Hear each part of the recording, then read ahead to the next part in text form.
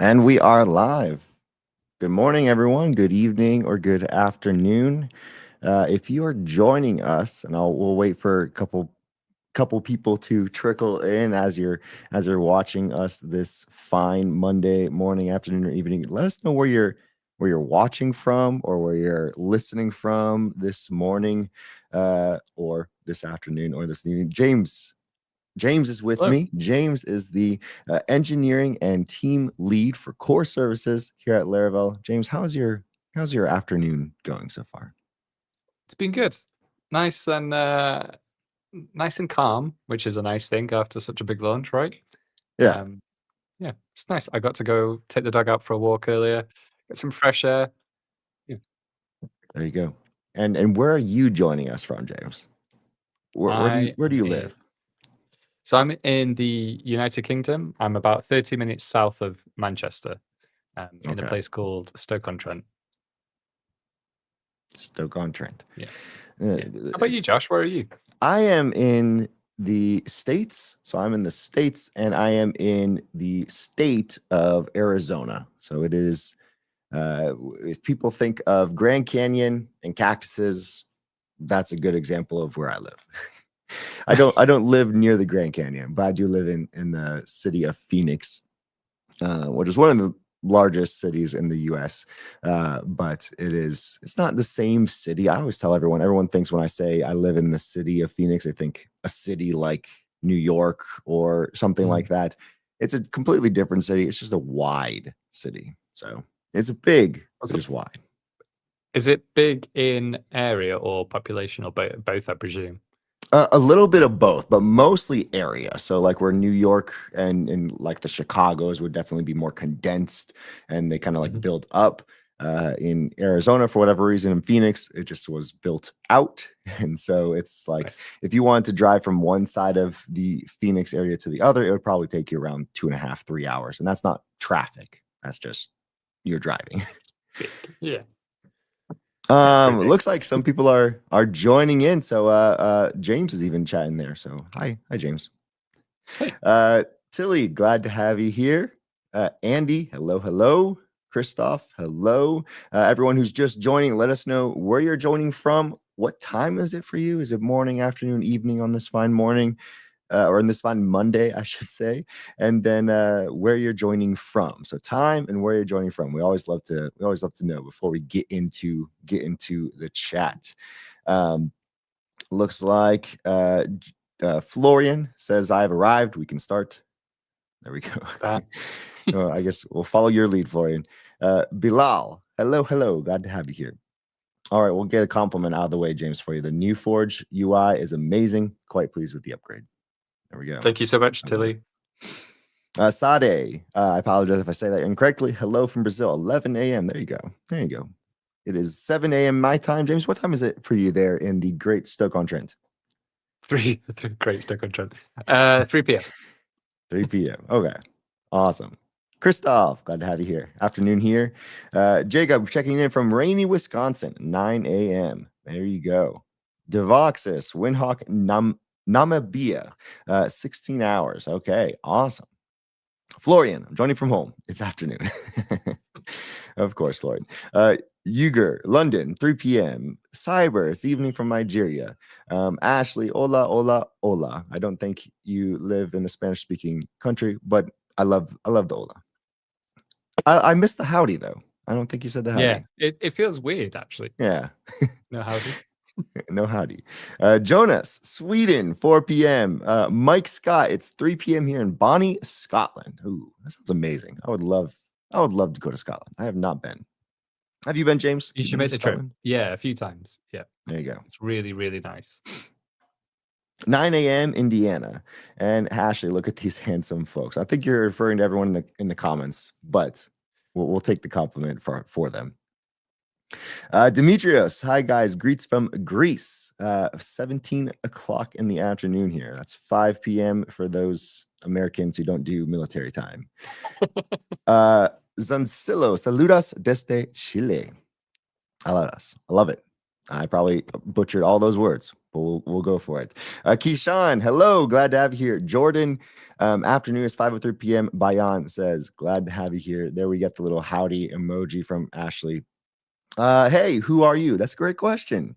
I am Josh. I am one of the developer relations engineer here at Laravel, and I am joined by the lovely James Brooks. James, tell us who you are and what do you do at Laravel? Yep, my name's James. I'm the engineering team lead for the core services team. So, as a team, we're responsible for Envoyer, Forge, and Vapor. And I lead a team of like 10 people, uh, many people, different things, front end, back end design, product management.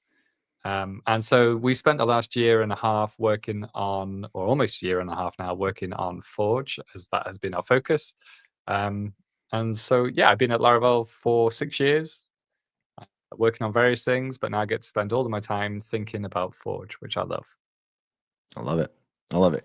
Okay, James, I have a quick like icebreaker for you and everyone in the chat as you're just joining. We'll get started with the Forge AMA. So we have questions from Reddit here in a bit. And then we can't promise anything, but we might be able to take some of your questions as well. So as you ask them, or maybe just hold on to them, and I might ask for some in the chat as well. But if we don't get to your questions, I know that James or myself or anyone on the Laravel team is grateful to answer them, throughout the week on Twitter, LinkedIn, YouTube, wherever that might be. We'll try our best to get to them, but most of the time we're probably going to be diving into questions on the Reddit AMA that James kind of posted over last week.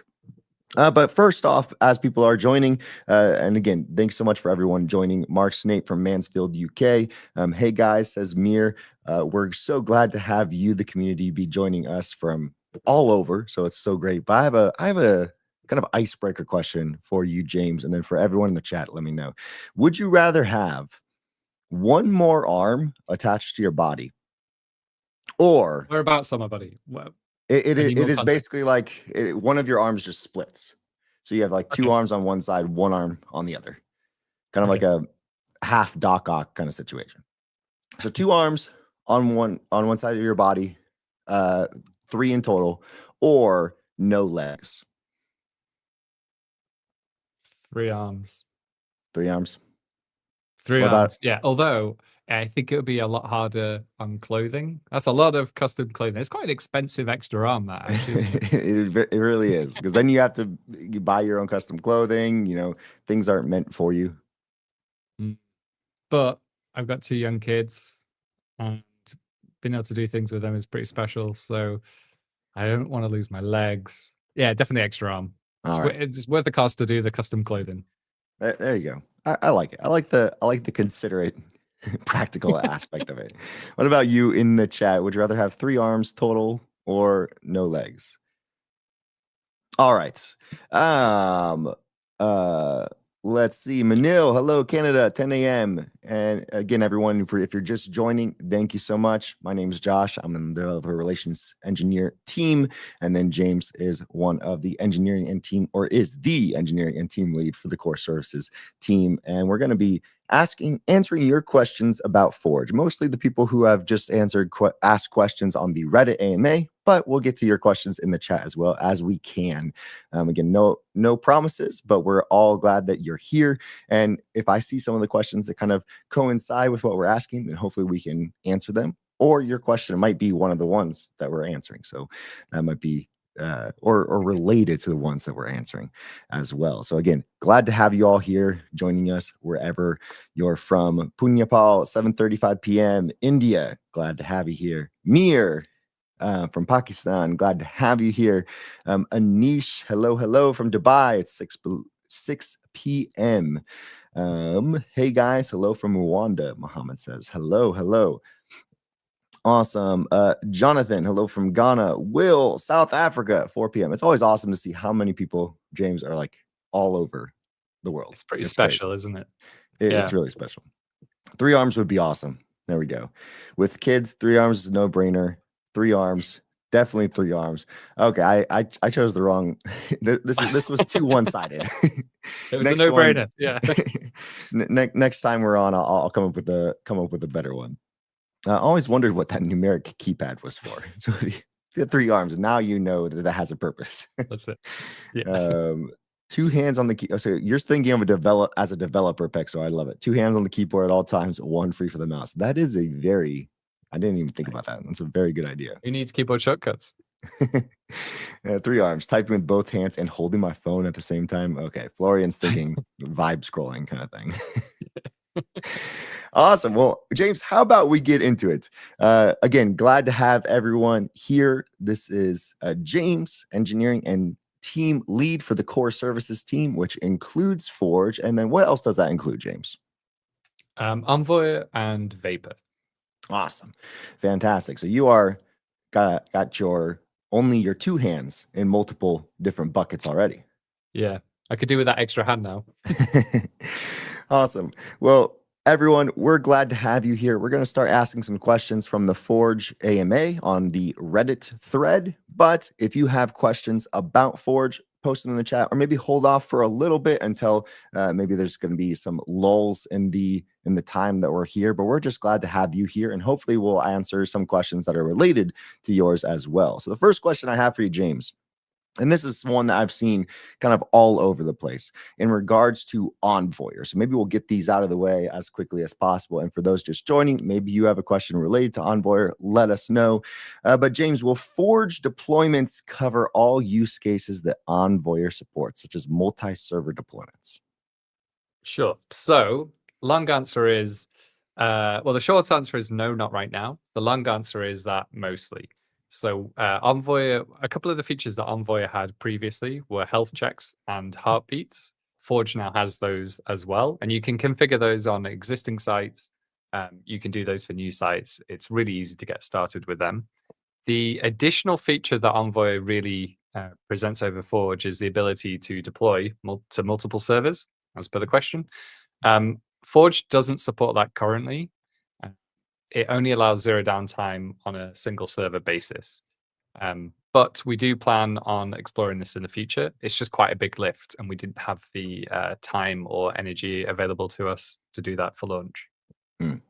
Okay, so that makes sense. So it seems like Forge, and again, I'll probably try to fill the space as much as possible after I ask James a question. So what James is going to be doing is he's going to answer that in the Reddit AMA thread as well. So that way, via text, everyone is going to know on that Reddit thread the answer that James just commented or just said as well. But for those just joining, we're going through the Reddit AMA with James, and then also answering your questions about Forge as well. So the first question that we just answered was about Forge and Envoyer. So Envoyer does do multi-site deployment, which Laravel Forge 0 downtime deployment does not currently do. And so I guess a question with that, James, is there any updates planned for Envoyer? You kind of answered that in a little way. Yeah, so nothing right now. But that's not to say that there isn't anything longer term. All of our effort has really been focused on Forge. And so potentially in the future, there's still room for Envoy in the market. So yeah, never say never. Never say never. I love it. Perfect. And I guess that goes along with someone's question in the chat. Is Envoy going to be any relevant from now on? So sounds like Dana in that way, and James kind of mentioned it as well, is that it's still being supported, but it's what the future holds, kind of thing. Yeah. Awesome. We'll do one question a couple questions from the chat, James, just to kind of get things out of the way. Sure. Only question was, are you guys going to consolidate all the different services provided by Laravel into a single login account? So I guess you as core services, you have Forge, you have Vapor, you have Envoyer, and you talk and know the guys from Cloud and Nightwatch. So is there plans for that, or what are your thoughts on that? It's something we're exploring, to be honest. I don't really have any more information that I can share at this time, but we are definitely looking into what this could look like. Yeah. I imagine it's a lot of work.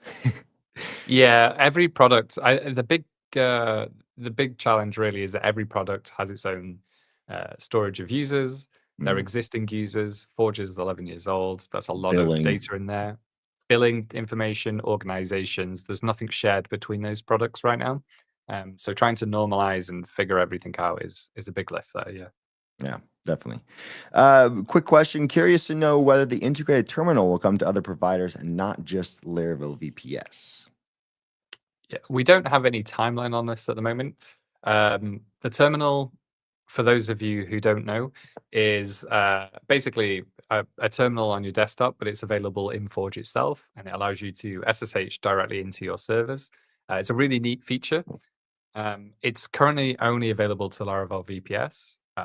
That is how it will be for a while at least. But I would never say never to this. I just don't have any timelines. Yeah. Perfect. And I guess with that question, James, it will be remiss of me if we didn't answer the question, well, what is Forge? Before we go any further, Mhm. for those joining in the chat, we're talking about questions that were answered or asked on the Reddit AMA to ask James about the new Forge and the Forge relaunch, I should say, in a lot of ways. But for those joining, have you used Forge? And then James, can you tell us what is Forge? If I'm new to Laravel, new to servers in general, what is Forge? So Forge is a server, like a VPS server provisioning, which means that it creates the server for you, installs all the required software, configures it into the way that needs to be configured for websites to be deployed on. So it does all of that. So that's the server provisioning side. And then it also allows you to deploy your applications onto those servers and configure things like redirect rules, security rules, firewalls, maybe. You could do other things such as SSH access. You could add SSH keys, and you can run arbitrary commands on there, among many, many other features. But that's the kind of high level what is Forge. And it's different now because previously Forge you would bring server providers, or you can still do this, sorry, but you could bring server providers like DigitalOcean, Hetzner, AWS, Vultr, and Linode, or you can bring a custom VPS server as well. But now we also have Laravel VPS, so you don't even need to bring a server provider. You get consolidated billing within Forge itself, and we can provide you those servers directly through Forge.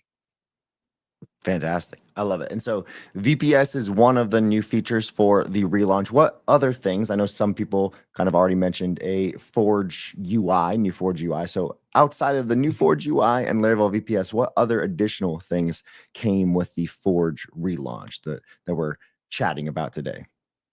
Yeah, so the big one is zero downtime deployments. So now you can deploy to Forge without getting any error 500s, like server errors, because Forge won't activate that release until it's finished building everything. We have health checks. So Forge will now ping your website once a deployment has completed and check that it was actually successful. You didn't break anything.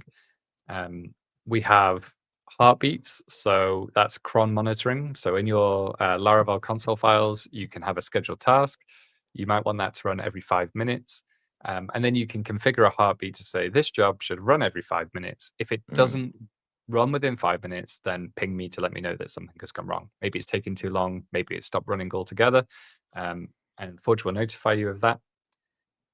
We have Nux the Next support. So you can actually deploy technically anything in Forge, but we are now presenting you some first-party integrations with both Next and Next.js. What else do we have? Laravel VPS, the terminal feature, which supports like real-time collaboration between your team members. Oh man, my mind's gone blank, but a lot. We have a lot. yeah, I think you got them all, at least from I covered it. what I Yeah. was remembering from the video that I made as well. But yeah, I love it. And so for those joining in the chat, looks like a couple other people. Hello from Turkey. Glad to have you here, Cyril. I apologize. I can't even say any of these words, but we're glad to have you here, Edivaldo. And then, yeah, hello from USA, says Kenneth. Glad to have you here as well. Fantastic. And for those who are just joining, we have James here, the engineering and team lead for the core services team on Laravel, which does Forge, Vapor, and Envoyer. And we're going over the Reddit questions, the Reddit AMA that James posted last week. But if you do have questions in the chat, again, no promises that we can get to them, but we will try our best to get to them as we kind of go. So James, quick question. What is your favorite color? There was a lot of personal questions in this Reddit AMA, which I'm glad with, but people love you. Yeah. So what's your favorite color? My favorite color is blue, but I actually I've got a What's the hex couple of code for favorite colors. blue? 009900 RGB. No, 000099. There you go. Or FF. I don't know. It depends what shade, right? But also purple. Big fan of purple. Well, there you go. Like, are you thinking like the AI purple? You know, the AI usually just chooses for. Yeah, like that. Yeah, big fan. Yeah. What would be your Tailwind favorite color then in blue? Is it blue 500 or is it a different shade of blue? You know what, Josh? I'm gonna have to get the color palette up quickly because that's a. I don't want to get this wrong. It's I would say it's more like Sky 500. Ooh, okay. Like a lighter blue. I like the sky shade of blue. That is, yeah. I'm an emerald fan. Oh yeah. Good and choice. Then like the yellow 500, I think is what it's called. Yeah. Yellow 500. Oh, it's a bit more gold. Yeah. More of a gold shade. Yeah. Yeah. What about you in the chat? What's your favorite Tailwind color? If you were to go for one favorite Tailwind color or just shade, like, you know, there's the emerald, there's the cyan, there's teal, bunch of great colors from the Tailwind team. They have the colors, don't they? They have great colors. I love it. Sky 700 is fire. I love it. You have to spell it for him. Color. Sorry. My mistake. Correct way, Will. Thank you. Awesome. James, will Forge ever release a publicly available roadmap? Maybe. We don't have any plans that I'm aware of for public roadmaps, but what I would say is that doesn't mean that we're not listening to feedback and we're not prioritizing feedback from our users. We just don't have that list yet, I guess. Yeah. Makes sense. Represents as well the best way to spell it. There's a couple of things from like the UK that I can get on board with. Oxford comma. But I don't know about color. Sorry. Gray. I do prefer the UK gray over the US gray. Yeah. See, the thing is, because I spend so much time typing those things, I always forget which is which. Yeah. Off the top of my head, I don't know. I'm pretty sure. Now I'm going to butcher. I'm pretty sure UK gray is A. I'm pretty sure. But now you in the chat can correct me. I don't have to go look it up. You in the chat know. Is gray with an A? Is that the UK one or is it E? The UK is gray with an E. Okay, gray never mind. Maybe I prefer US anyway. I gave false hope there. We got some teal 400 fans as well. So teal 400, Sky 700. I love it. We're currently using Envoyer and Forge for zero downtime deployments. So similar to that Forge Envoyer question that we were talking about before, since the new version of Forge includes this feature, will there be support or guidance for migrating from Envoyer to Forge? And what does that look like? Yep. So because Forge currently only supports zero downtime to one server at a time, we do have an integration with Envoyer so that you can actually migrate your Envoyer projects to Forge. They need to already be configured kind of in Forge as well. So it's already previously been linked to Envoyer. And we run some checks on those servers and those projects to check that it is only deploying to one server at a time, and some various other things. And then we will actually migrate it for you. There's a whole UI for that now as well. However, to do it manually, I would honestly just suggest setting up the site from fresh. We don't currently have a way of converting non-zero downtime sites to zero downtime unless it's coming from Envoy. Got it. That makes sense. Yeah, so it sounds like, and if you're migrating from Envoy, so you have a setup path and to do that. And again, one of the things that you had mentioned previously was that there is no multi-server deployment, zero down deployment in current Forge. That is still a great reason to use Envoy. Yeah. Fantastic. Awesome. For those who are just joining, we're asking or answering questions from the Reddit AMA. And we have James here from the who is a engineering and team lead on the core services team, which includes Laravel Forge with the relaunch, as well as Envoyer and Vapor. And so if you do have questions in the chat, we're glad that you're joining us, wherever you're joining us from, morning, afternoon, evening. But if you do have questions in the chat, feel free to ask them. We can't promise that we'll get to them, but we're so glad that you all are here. Aaron, you're too kind. Aaron says the goats. I don't know if he's referring to us or maybe he's just referring to Laravel in general. So we'll take the compliment for now. But yeah, we'll pass it on anyway. Marcos, hello from Brazil. Glad to have you here, Marcos. One question from the chat. Nightwatch and Cloud are both built in React, whereas Forge is built in Vue. There's actually a question in the Reddit AMA, so we'll jump to this and answer this question both from the comments and from the Reddit. Nightwatch and Cloud are both built in React, whereas Forge is built in Vue. Someone did some sleuthing, but it's no secret. You have mentioned that it's built in Vue. Is there any reason for this?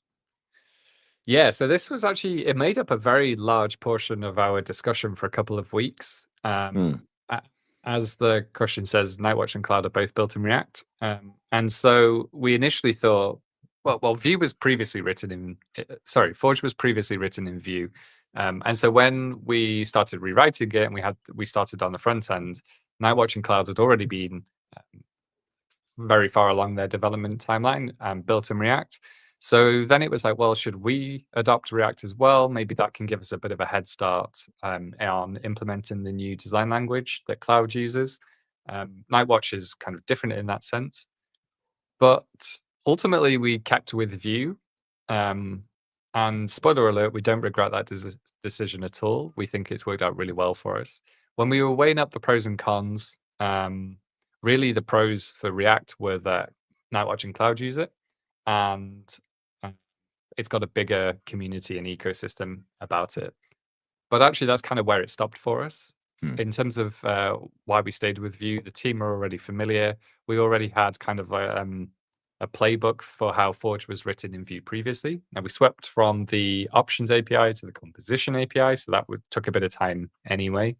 But there has been nothing that we've set out to do with Forge that we have felt handicapped by using Vue. And then kind of the other reason as well is that as a development company, we have a lot of products and packages, and some of those are built for React and Vue. And it's actually really nice that we're able to check both that they work and dog feed them ourselves. Yeah, I was thinking about that of the fact of now we have two products who are in the React and Vue space. That it's no secret that in Laravel, that as things like at that hackathon, as things get built, you come up against obstacles of like, hey, we need this to actually work this way, and so it's easy to work then with the open source team and be like, hey, let's make this happen. Yeah, I love it. Awesome. Let's go ahead and ask this question. Still kind of staying on the Envoyer and Forge train. We're currently using Envoyer and Forge for zero downtime deployments. The new version of Forge includes this feature. Will there be support or guidance? Oh, we already asked that. Sorry. We did that one, Josh. Yep. It's early morning. Don't worry. There we go. For servers that need OS upgrades, is it better to provision new servers manually or wait for the new Forge release? And so this was asked before the Forge relaunch kind of happened.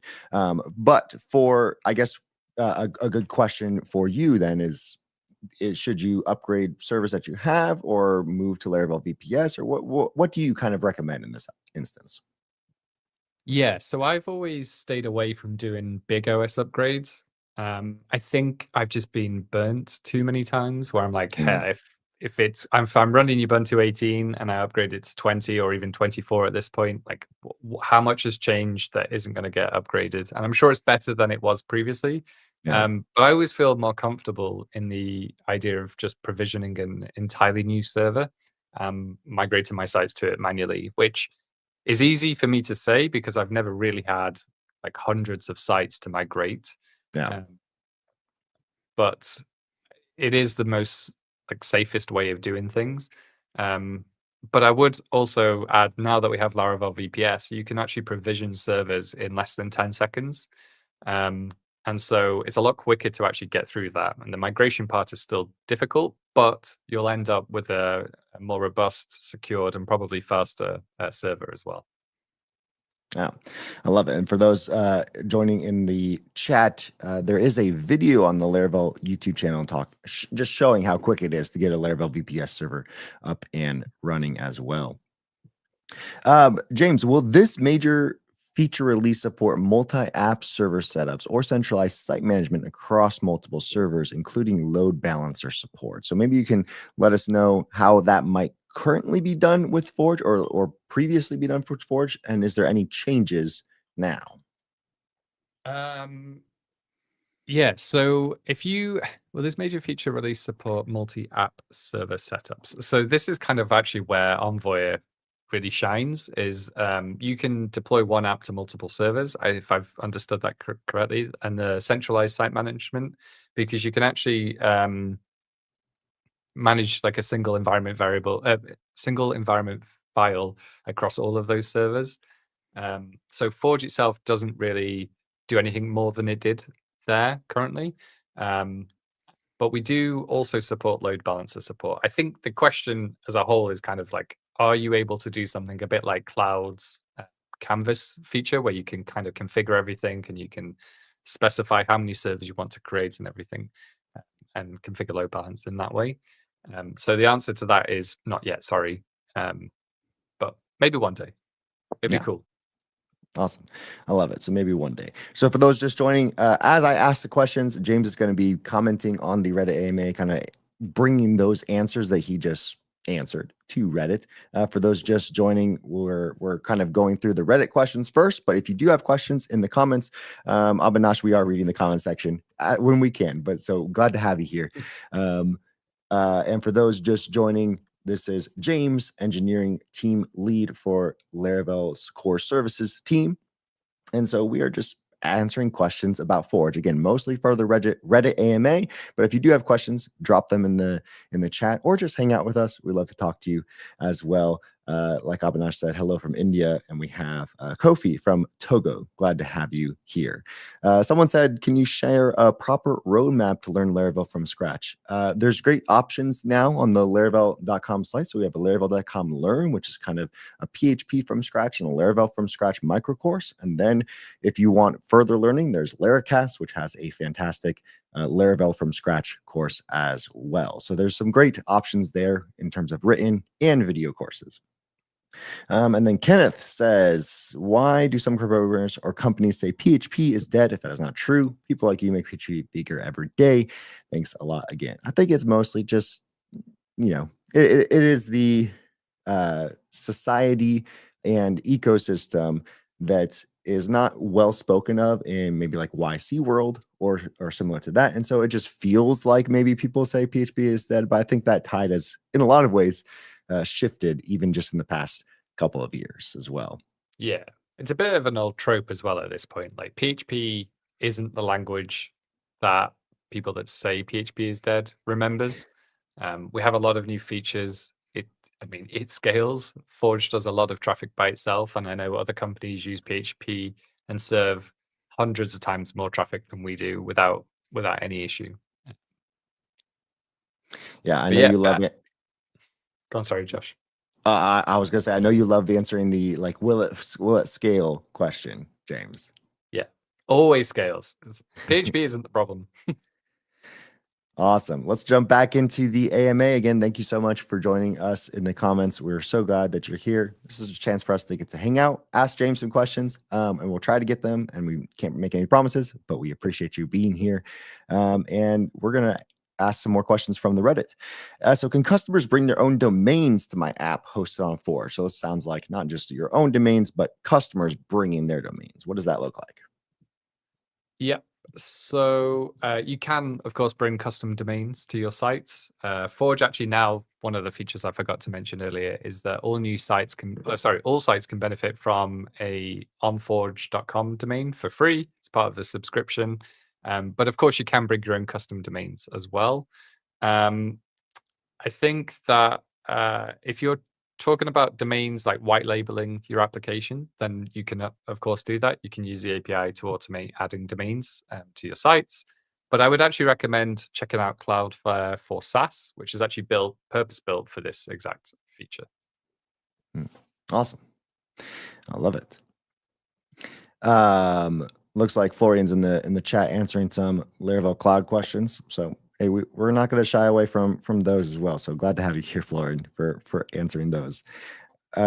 James, this one is, it might look weird on the screen, but are there plans to expose more production-ready configuration options in the UI, such as NODB buffer pool size or pm.max children for advanced users?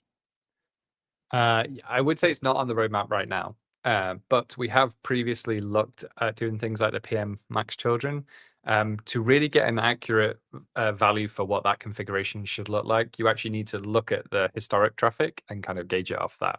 And to do that, we actually need something else than what Forge can do right now, like maybe an agent that's actually tracking that traffic.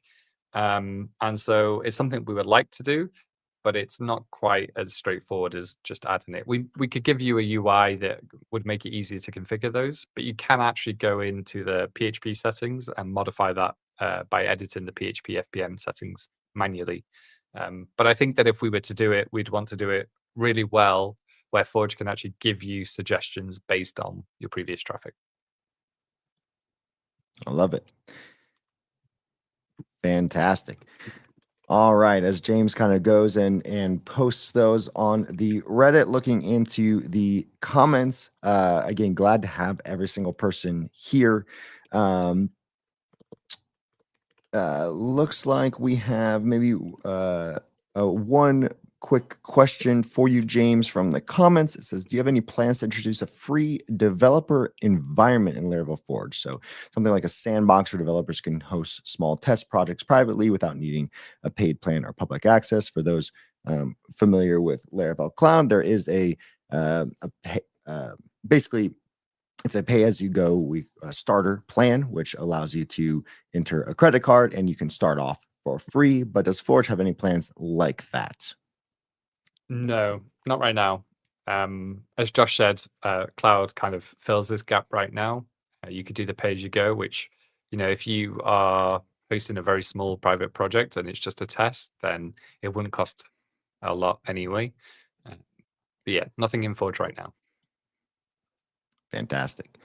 Can you talk about the Next.js integration? I can't find that much about it. How are the builds done? Are the builds purely static JS output, or is there more tight integration?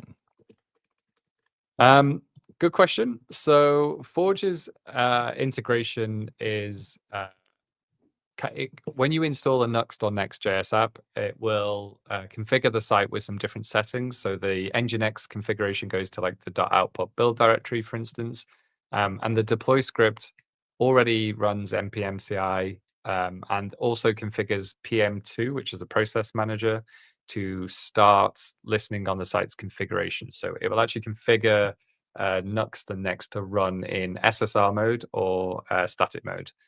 You can actually configure that when you create the site as well. Beyond that, it doesn't do a great deal, I guess, but you do get a choice of the server mode that you want to run in, or the build mode, sorry, you want to run in.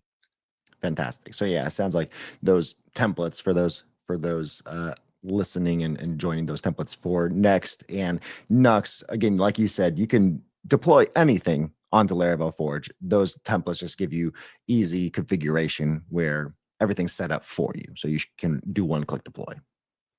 Yeah. Awesome. For those just joining, we are chatting with James, engineering team lead and manager for the core services team. And so we're asking and answering questions from the Laravel Forge relaunch, specifically from the Reddit AMA. But if you have questions, feel free to drop them in the comments. We can't promise that we'll get to them, but we're working through as quickly as possible. James is fantastic. So how do you explain the pros and cons of Forge versus Cloud for new users? Should they switch back? And I have some comments about this as well. So after you answer and kind of can paste on the Reddit thread, then I can share some thoughts as well. What would you say, James, as the Forge team lead? Yes, so good question. We had this a lot, especially when Cloud was first announced. Forge gives you complete control over your environment. You can install PHP extensions, different languages, different servers. You can kind of do anything in your own way, right? Forge just tries to give you a framework to work within, and so you can have a UI as well.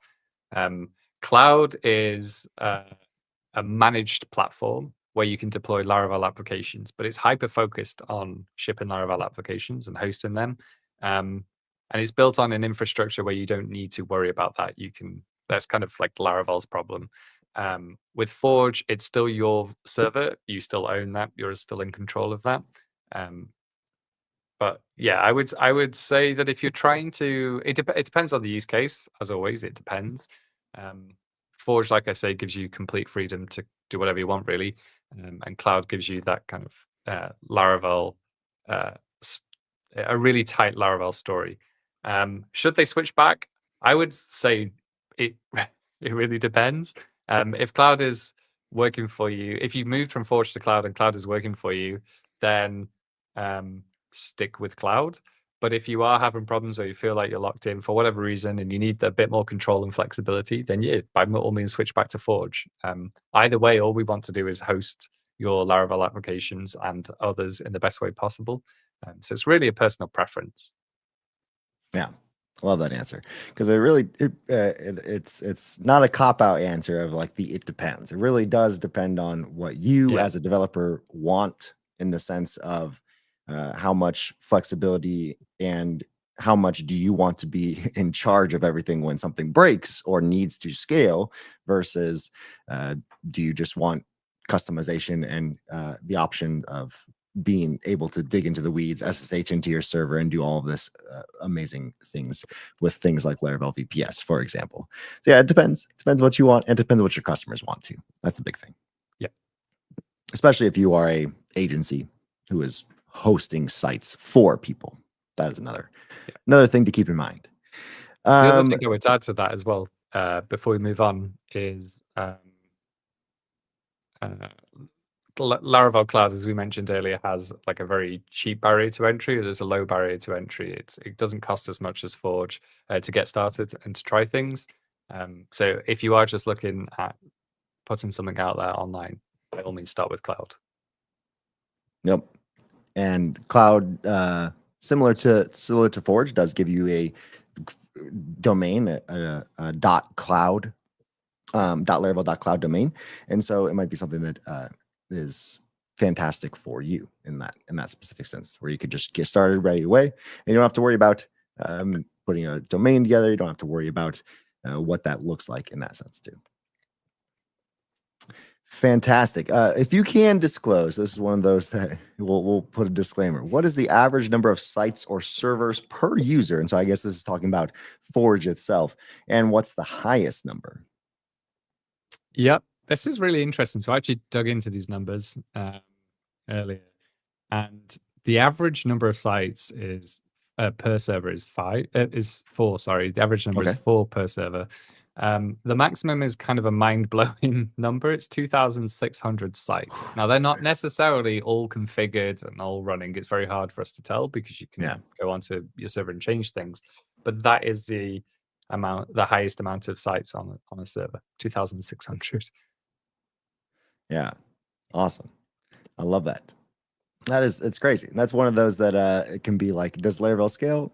Well, and PHP scale? Well, yes, it can, because all of those are not just running PHP, and some of them might not be in that states, but they're not just running PHP, but they're also running on PHP and Laravel being configured through Forge as well. So that's crazy. I love it. Question from the comments. What are the options for manually increasing the server size of a Laravel VPS managed via Forge? I love this. Yep. Great question. So To kind of run you through how this works, when you sign up to Forge or as an existing Forge customer now, you automatically get a credential to provision Laravel VPS servers. So you don't need DigitalOcean token or AWS or whatever. You can just get started and provision with Laravel VPS. Now, by default, we give you a list of small, medium, large, and extra large servers. These 4 server options are available with instant provisioning, so it takes less than 10 seconds to get those into your account. But we do give you an option to do Seymour sizes, and you can choose basically anything that our partner DigitalOcean offer. Any size that they have, we also can offer to you as well. Now, if you need to resize those servers, you can go into the server settings, and there is an option where you can change which server size you want. And just like DigitalOcean, the size has to be bigger. You can't kind of downsize on the resources, but you can just select which size you want. Forge will ask you to confirm the old size and the new size, and then we will resize it for you. This might be a kind of a stupid question from me as well, but I'm curious to know the answer for that. So when you resize, how does that affect like zero downtime deployment? What does that actually look like for the resizing of a server? Yeah, so because it's just a VPS, as part of the process, the server gets turned off, and it gets kind of resized within the DigitalOcean ether, wherever it's doing that. Nothing actually changes once you've resized in terms of how the server works. Obviously, you have more CPU, RAM, disk potentially, depends on the configuration you choose. But then actually, in terms of your sites and the configurations or the features available to it, nothing changes in that sense. Okay. So yeah, it's pretty much the same thing, but your server should be quicker, faster, stronger, better. I love it. Fantastic. This is kind of going into building Forge, and it looks like we also have a question in the comments. Edwin, we'll get to it in just a little bit. But what has been the trickiest bug or glitch on Forge that baffled you? Yeah, this is a good one. So I was asking the team about this for some ideas of kind of what have we battled against, and there have been some very tricky things. Forge is 11 years old. There's configurations out there that we're no longer able to get ourselves into because Forge is now different. It just doesn't let you do some things anymore that you could previously do. Not necessarily positively either. You might be able to get yourself into some bad situations. So that's always problematic. But actually, the kind of the trickiest thing that we had was that back in August last year, we did the migration from circles into organizations and teams. And so locally, we had that migration all set up. It was all working perfectly. We had to create roles from different user permissions and circles as well. It worked flawlessly. We tested it so many times. We ran it, we kind of exported all the production data, anonymized it, reran everything. It worked flawlessly. We go into a small maintenance period where we just brought down all of Forge because the migration took so much longer in production than it did locally. And ultimately, it turns out that MacBook M3s are super fast, super performant, and we didn't account for that in our production database, which just doesn't have the same resources available to it. So we had to obviously roll everything back, which was disappointing and quite frustrating. And then we had to figure out, like, how do we test this? I mean, we ended up creating a replica of the server and just try and running that again. But trying to actually identify what was causing it to be slow and migrating it that way was quite painful and difficult. Yeah, that was definitely by far the kind of most annoying, trickiest thing that we've come up against. Because not only was it a big migration, but it worked flawlessly until it went into production. Yeah. That's the epitome of it just works on my machine, and It so works. also Yeah. all of a sudden it doesn't work anymore.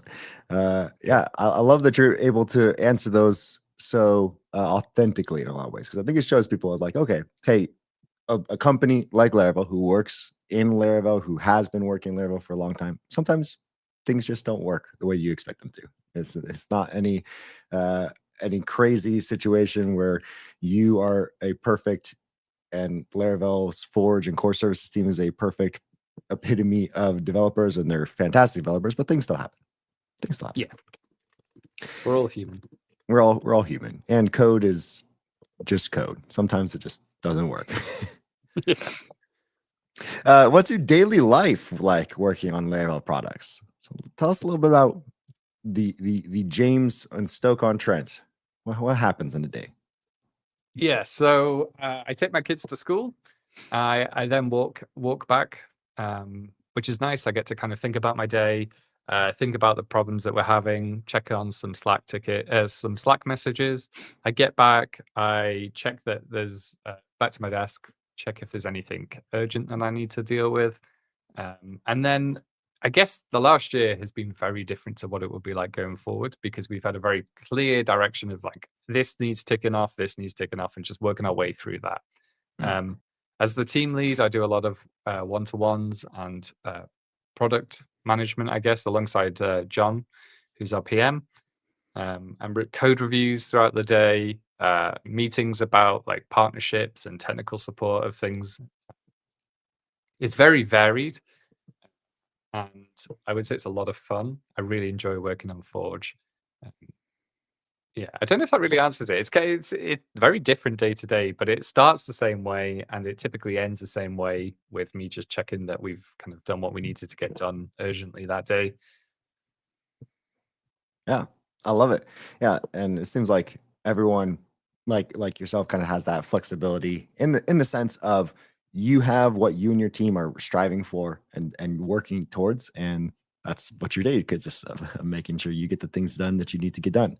I love it. Yep. There's a couple questions in the chat around the kind of new UI of Laravel Forge. So I want to kind of answer them. We'll first start off with Edwin. Again, for those joining in the chat, we're trying to get to the questions in the chat as much as possible. We're kind of going through the Reddit AMA as well, but we have James here to answer any questions about Laravel Forge, and we're just glad that you're joining us. So Edwin asks, is new Forge using shadcn view? It's using Radix View, I believe. Like, I've gone through so many things recently, I can't remember what's what. I'm just checking that because my mind's gone blank. Yeah, Radix View. It's built on Radix View. And then we have some custom components outside of that as well. Awesome. And then this question from Robert kind of goes along with one of the questions in the Reddit AMA. So the Reddit AMA asks, who designs the apps? Is there an in-house designer or a hired artisan wizard? And then also Robert in the chat asks, when will you hire an UX expert and finish the V2 upgrade of Forge? The whole UI, Robert says, is such a massive downgrade in terms of usability. So how do you compare those two of like, was it designer that helped, and what do you think about this question? Yep. So I will start with the first question: who designs the app, and is it an in-house designer? We have in-house designers for each product. So we have Jim, who's been working on Forge. He's done an incredible job. And we have designers for every team, including marketing and Cloud and Nightwatch. You can find Jim, by the way, on Twitter. He's a Jim Designs Co. I want to give him a massive shout out because he's done an incredible job. Fantastic. Yeah, so it really worked incredible wonders. He spent a lot of time looking at the previous version of Forge and how we can apply the design language that we have that we first saw in Cloud. And then in terms of Robert's question, when will you hire a UX expert? So the usability stuff, I would love to learn more about your thoughts, Robert, in terms of usability. There is, of course, like a barrier. Like, you've used Forge for possibly several years at this point, and we've kind of pulled the rug a bit and given you a whole new UI. But I have to say, I will be completely honest. When we started working on the new design, I was like, man, I miss that old UI. Like, do we have to move this here? Do we have to get rid of that? And now that I've been using it for a few months, but also even in the first couple of weeks of it coming together, when my mind got into kind of learning where these new things were, it really felt a lot more powerful than what I was previously had. And my perception of like the old Forge was just better was only because I was familiar with it. And we've also added a lot of features in the new UI that is just objectively better than the previous one. And one thing that I would highly recommend people that can't find things is to check the command palette. You can press the search button at the top or hit Command K or Control K. And you can search for anything, and Forge will help you get to where you're looking to get. That's the same for like copying IP addresses, copying SSH commands, opening database clients. We don't want the whole UI to be full of noise that only some people need some of the time. We want to try and make it kind of get you to what everybody needs the majority of the time, and then give you ways to access that additional stuff when you need it. Awesome. I love that. Thanks, James. And thanks, Robert, for asking that question. Like James said, like, that looks like there's some love in the chat for the new UX as well, new UX and UI. But design can be objective. And so, like James said, if there's something that you specifically feel like is a lack of usability or even accessibility, I know that the team is all ears on hearing that and making sure that they can fix it or kind of explain what the direction was for that in the case. Yeah, I'm open to all feedback on this, by the way. I know that it's different. I know that we might have missed a couple of things. But I would love to hear why. So you could tweet me, email me, whatever. Awesome. I love it. Some love for the UI graphene. I don't feel the UI is a downgrade. I love it. Pexort, I think the UX is way better now. Just needs some time to get used to it. And then command palette is amazing. Dan Noon says, yes, I agree. It's funny because I come from a different perspective. I actually never used Laravel Forge that much, honestly, until pretty much until the relaunch when I was starting to make videos for it and be like, oh wow, this is awesome. Mostly because when I first started within Laravel, Vapor and then shortly later Cloud just felt a lot easier for me to get things up and running, mostly because I didn't work with servers that much before my time working with Laravel. So Vapor was just like, oh, I have everything that I need. I just out of the box can have mail and all this kind of thing. So when the new Forge relaunch came and I was like, wow, this feels like I can find everything that I need. And then the command palette, like people are saying, is a fantastic option to also maybe find the little things that you didn't think were even there. Like sometimes I'll find a feature that I didn't know existed, but I just tried on a whim searching it in the command palette and it just works. Haas also says using the new command palette really helps you move around quickly too. I love it. Real quick, another question from the chat before we jump back into the Reddit AMA. Graphene says, what advantages do you have when you opt for the VPS? So I know that you kind of mentioned a little bit about this, mostly like integrated terminal at this time, but what other advantages would you say, James? So instant provisioning, like if you're trying to get something out there quickly, which, you don't want to spend all your time writing code and then 20 minutes dealing with setting up a server. You just want this kind of the same experience that you get with cloud, where it's just click and deploy and done, right? So with instant provisioning, that really takes that burden away. You can have everything deployed in under a minute from a new server. And then in terms of other features, it's you get your consolidated billing, so you will get your invoice for your Forge subscription each month, and then on the first of every month, you'll get the invoice for your Laravel VPS usage. You can also unlock discounts. If you're on the growth plan, you can get 5%, and on the business plan, 15% off those prices, which is nice. And then also, kind of like an additional benefit to this is that with Laravel Forge and the organizations feature, the roles and the teams, you can actually do role-based authentication. So you can prevent people from creating new servers. You don't have to give people access to the server provider because it's all in Forge. You can say that you want to give them access to creating servers, but not deleting servers. And essentially, it's the whole like control panel of a VPS, but within Forge. And then that's kind of where it stops right now, but there is a lot more to come in the future. This is just the groundwork for the future, really. Awesome. I love it. I think there was some questions in the Reddit as well, so maybe we'll get to them shortly about kind of those permissions. And it's nice to know that there are some things that are additional within VPS as well. But yes, Marcos, the new UI terminal is only on Laravel VPS for the time being. Fantastic. Going back to the Reddit AMA again, those just joining, thank you so much for joining us in the chat, and we're trying to get to your comments as much as possible, as well as the questions from the Reddit AMA. And James is here from the core services team, the engineering and team lead for core services, which includes Laravel Forge. So James, are there any plans to improve the user experience around managing groups of servers, multiple servers behind a load balancer? We kind of talked about load balancer a little bit, but what are the plans behind the user experience behind that? Or are there? Yeah, so this is it's a big lift. We want to kind of come up with some like a way of managing these multiple sites. So a site across multiple servers rather. We do already offer like load balancing in Forge, but the whole it's not like a complete story. It's not a like I want this server, and then deploy it. That's really where Envoyer shines at the moment. But it is something we want to explore.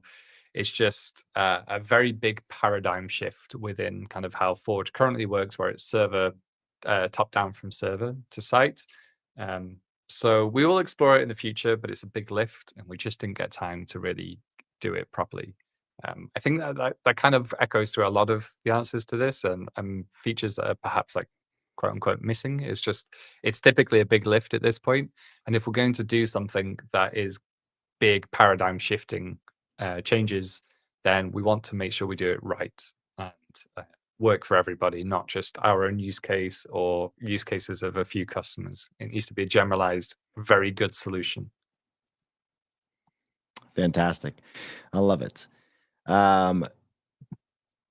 Sweet. So as people are asking questions and doing that, again, we'll try to get to them as quickly as possible. And we're going through the Reddit AMA as well. James, another question from the AMA. So we kind of already mentioned this, but this is regarding Nuxt and Next support. Will there be able to use Forge for other languages and maybe even NAN hosting? So you kind of already said that you can basically host whatever on Laravel Forge because it is a server. You're given and in a VPS instance, you can just SSH into that VPS. But what is your answer to this? Yeah. So yeah, we support Next and Next out of the box now. And like Josh said, you can deploy anything. I always say that Forge is freedom to kind of do what you want.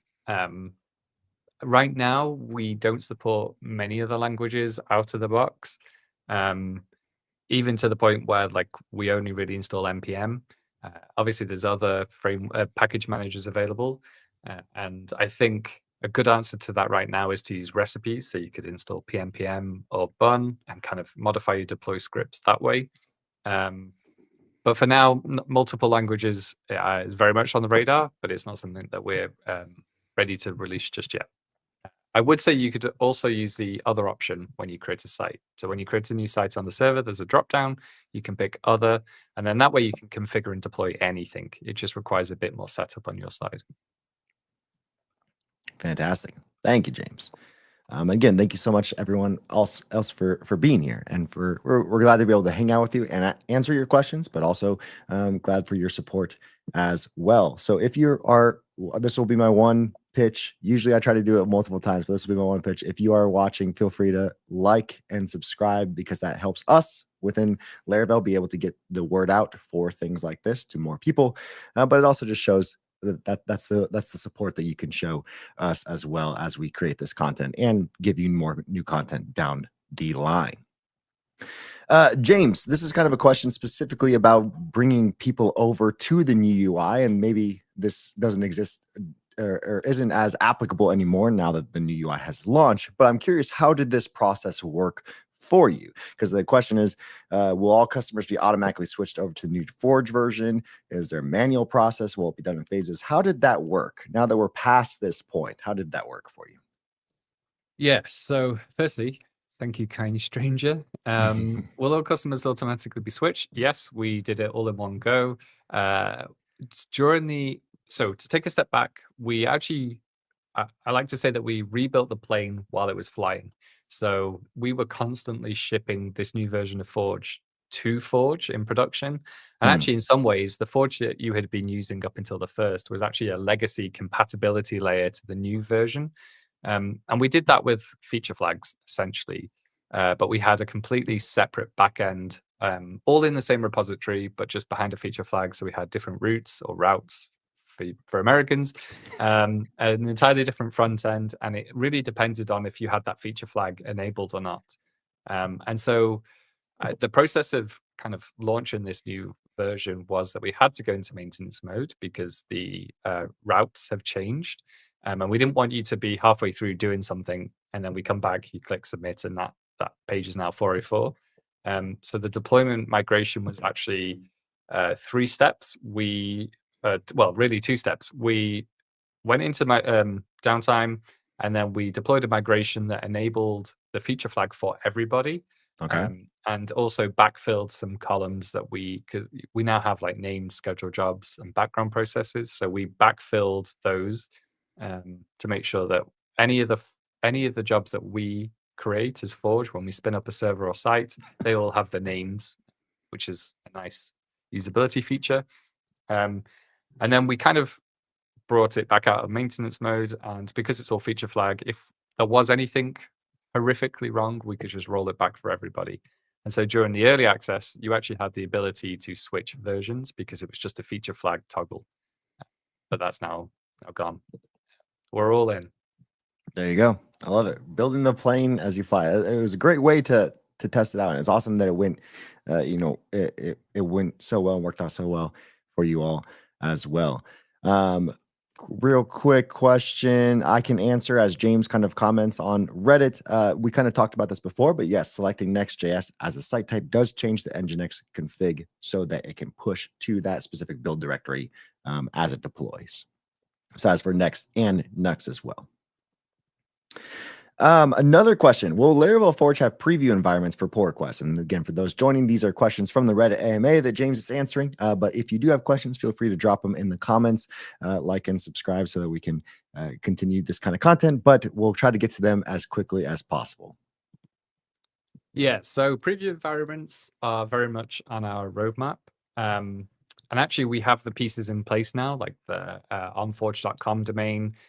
We've rebuilt a large part of the backend to be able to support creating these sites in different configurations.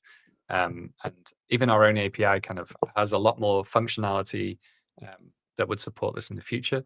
The kind of bar has been set with how good of a job Cloud has done with this. So we want to make sure that we do as good a job or better, if that's even possible. So it's on our roadmap. It's something we're going to bring. Yes, yes is the answer. I just can't tell you when. Yeah, definitely. I love that. I love that you're thinking about those small things as well. Fantastic. Will says the best way to build a web app in the air as it's going. Yep. All right. I love it. I love it. James, which new Forge feature do you use most? That's a good question because I haven't really been using Forge myself over the last few weeks, but aside from like testing it and kind of doing very specific things over and over again. So I'm going to answer this question slightly differently, which is what is my most favorite feature? Okay, there you go. And I have to say, it's a toss-up between VPS and the terminal features, because I think having servers available to you when you need them is really cool, and not having to open a terminal is also very useful. You just open it in Forge and keep all of your context. But I think the summarization of all of that is actually the command palette, because it's the contextually aware. It knows what site or server you're looking at. It's able to search everything across all of your organizations. It can take you anywhere. It will open modals so you can kind of create a new database on one server while looking at a different one. And that contextual awareness is pretty cool. And it was all hand rolled by the team, which I think is fantastic. So yeah. That's awesome. Yeah, it was crazy to be able to see that and just think of, oh, that is possible in a lot of ways too. Is one of the coolest things.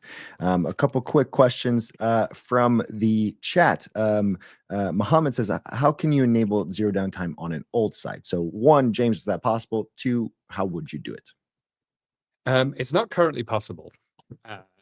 The reason for this is that we don't reliably know enough about the site. We've provisioned millions of sites at this point, and we've done so over 11 years. Those sites could be in all kinds of different states. And just because you're using Forge in one way doesn't mean that your server actually reflects that.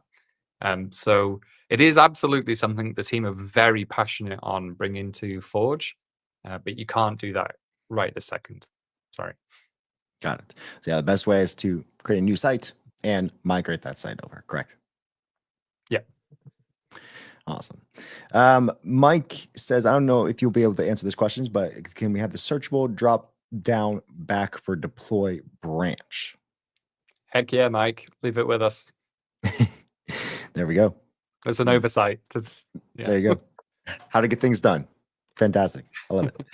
Shabir asks, why is there no option to switch database? So switch server from database server from MySQL to Postgres. Can we expect this in the future, or is it already there and they might be missing it? Yeah, so switching database from MySQL and Postgres. So I guess one thing is that we don't allow you to install multiple versions of a database on a server. When you configure it, when you provision a server for the first time, you are asked if you want to install MySQL, Postgres, or MariaDB. We only allow you to do one of those because, install one of those anytime, because databases are notoriously resource intensive. And so if you're running Postgres and MySQL and Maria, or a combination of those, and then you start seeing that your website is slowing down, the issue isn't Forge itself, it's the way the server is configured. So we try and make it as easy as possible to avoid those pitfalls. But if you've already got MySQL installed and you want Postgres, then I would honestly provision a new server. I would even go as far as to say that provision a database server which only contains MySQL or Postgres, and then use the private networking feature to actually connect to those databases. But to actually go from a MySQL installation to a Postgres installation, probably never offer that at this point. We could absolutely put it on the roadmap and explore it, but I think it's another case where Forge might not know about all of the databases on the server. You might have created something, and even if we were to recreate those databases, you would still need to migrate the data, and it's a very manual process. So provision a new server, start fresh, and use private networking. I love it. Great, clear examples. Perfect. Back into the Reddit AMA again. Thank you so much, everyone, for joining. We're so glad that you're here, and for your support as well as just being able to hang out with us, myself, and James. But James, this is kind of, I guess, a question about how you built Forge and the VPS. Are there any tricks that you did to make Laravel VPS machines boot production ready in seconds? Several. That's all I'm going to say. There you go. There you go. Fantastic. Several tricks. So it's up to you to find out, figure out the tricks in a lot of ways. Another question. Any chance Forge will support building and running containers from the UI? We don't have any solid plans for Docker support to be built in. We've looked at this previously, but actually to make it work in a way that you would expect Forge to work is not super easy. And the other thing is that you can, as we keep saying, you can use Forge to deploy whatever. So we do already have customers actually running Docker on their VPS servers and still using parts of Forge UI. But maybe one day. We just don't have any plans for that right now. Fantastic.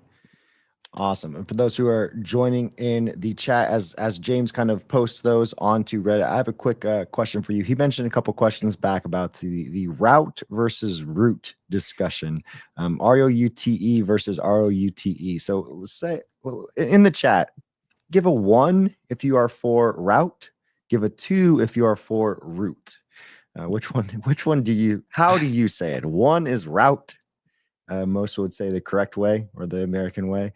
And 2 is route, ROUTE, spelled the same way, but I don't know. Route spelled as ROOT or said as ROOT. 1 is route, 2 is route. How many? Okay, we got a lot of 2s. This was a mistake on my part. I should have made it a little better. These are my people. Yeah, we got two from Will. Marcos says route. There we go. I love you, Marcos. There we go. Florian, roots, root. Oh, never mind. Marcos changed his mind. Root. Okay. I don't even have. Okay, we have one route, but only for Laravel routes. Okay, there we go. So It's funny because I would. yeah, go for I was it. going to say I do say route for like I've started saying route in the last year because I think it's the most like obvious way of explaining something without as Steven said, it's interchangeable. Interchangeable. Yeah. Yeah, It's funny because depends who I'm with. I interchange that when I'm making videos or when I talk about it, I interchange it, and I don't intentionally do it. Just sometimes I say, this /root or kind of thing, instead of route. I do interchange it as well for data or data, because that's another one that's a little iffy up in the air. Interestingly, though, that one never gets picked up as being weird. If I said data, you wouldn't question it. Yeah, But you like don't say roots, you'd be like, what? database. Yeah, database. I still don't know which one I actually say most of the time. I think I do 50% in a lot of ways, especially when referring to the route. Yeah. See, you can't say you can't say root. the root.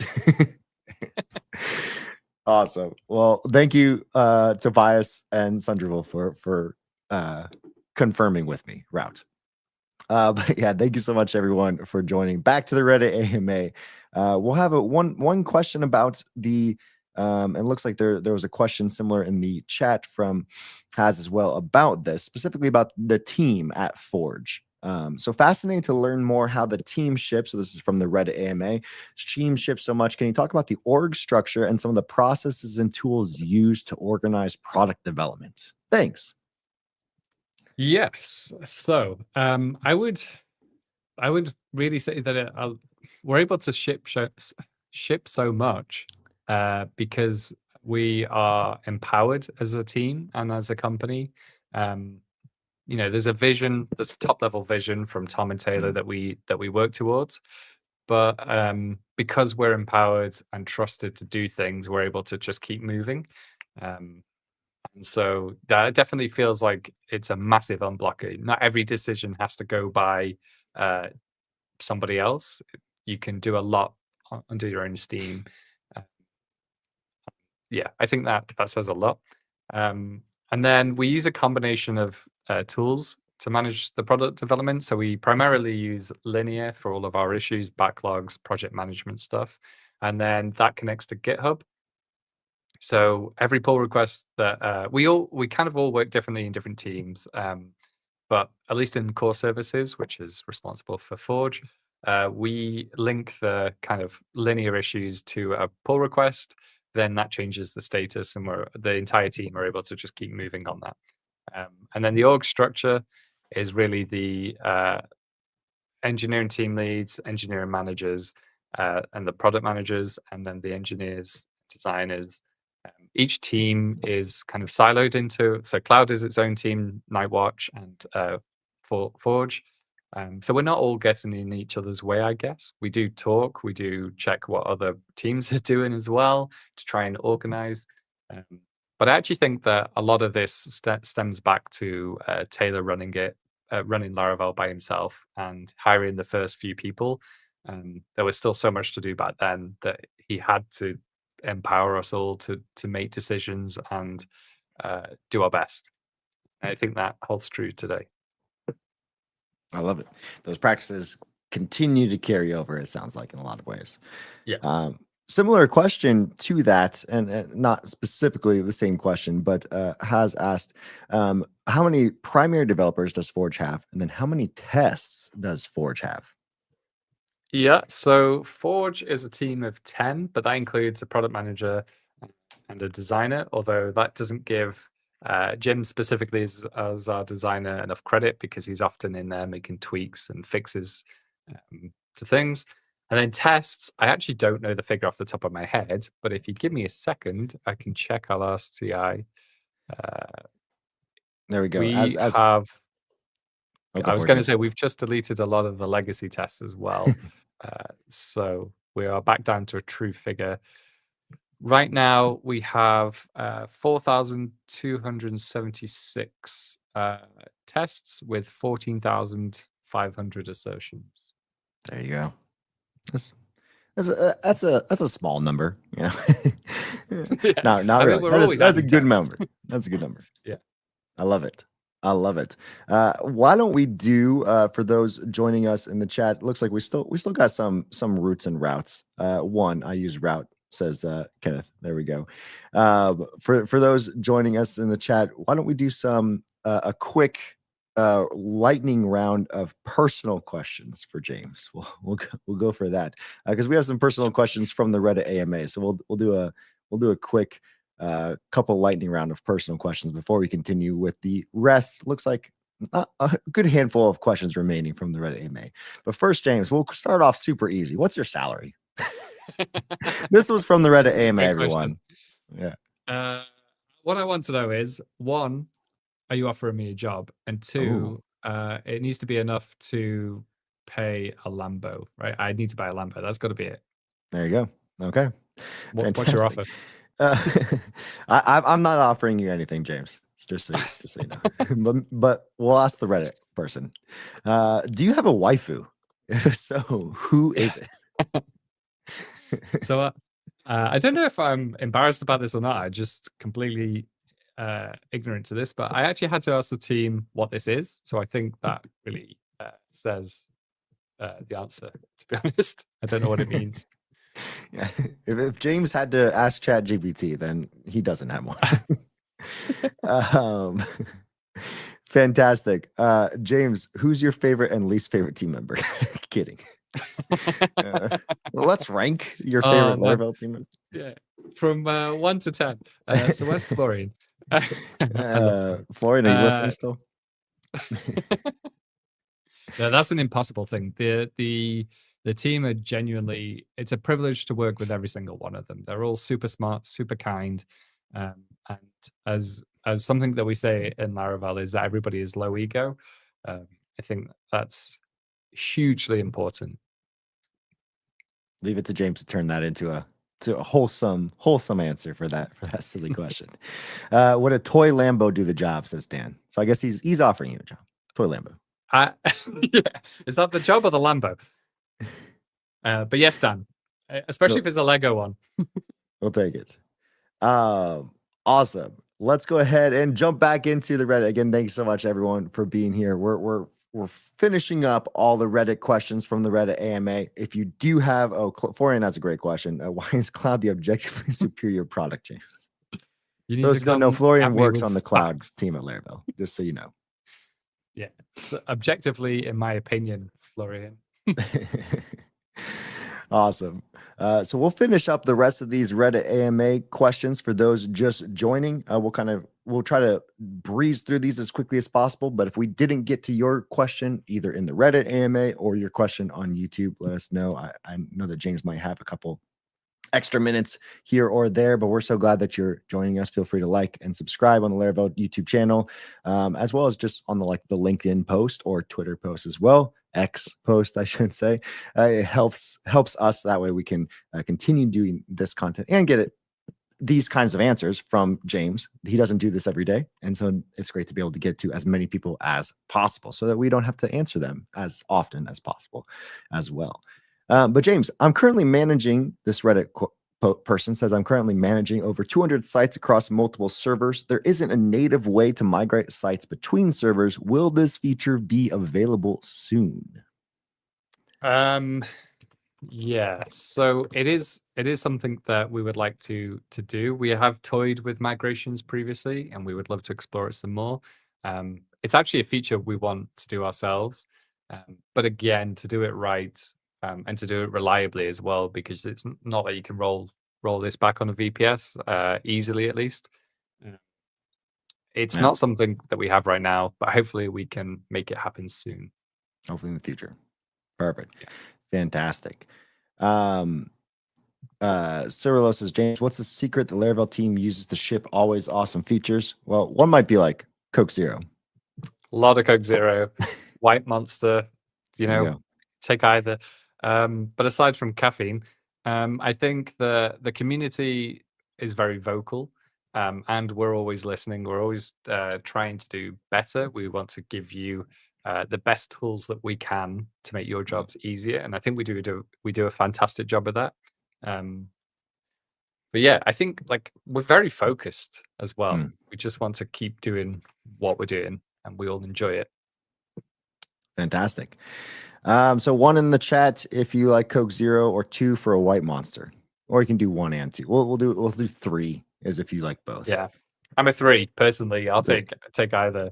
During the hackathon, we actually we were in London last week to launch the new version of Forge.